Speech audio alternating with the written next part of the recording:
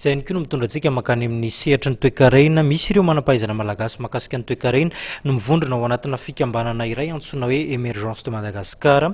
Izy ireo dia nanambara fa raha te handroso isika ary hiala amin'ny fahantrana ihany koa dia mila mamadika pejy ary mametraka tarigetra eo amin'ny tontolon'ny toe-karena. Fanazavana ary. Eo amin'ny Emergence de Madagascar dia misy zavatra tokony hovainy eto amin'ny firenena ary izay fiovan'izay no nandrasana. Kanefa raha mandinika an'izany hoe fiovana amin'ny republika izay antsika hatrany amin'ny voalohany, republika voalohany, republika faharoa, republika fahatelo, dia nisy rivotra ny tsioka.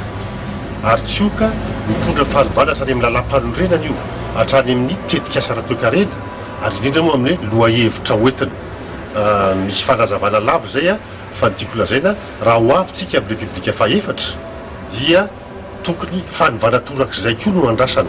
Ary io tsy misy ifandraisany amin'ny republika fahatelo satria efa vita ny republika fahatelo. Tetikasa vaovao zany izay atonga ny Madagasikara ho firenena ataontsika hoe émergent, ary io dia amin'ny ala amin'ilay fahazarana fitazanantsika hoe tsika dia mpanafatra entana vita dia mpanondrana akora.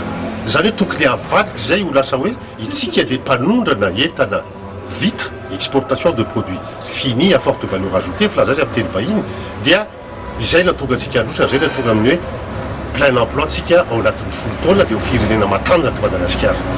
Aminay aloha dia ho arosinay amin'ny vahoaka io, ary anjara amin'ny vahoaka noho ny tsara raha mifanentana amin'izay ny programma izay hoentin'ireo mpifaninana candidat amin'io magistrature suprême.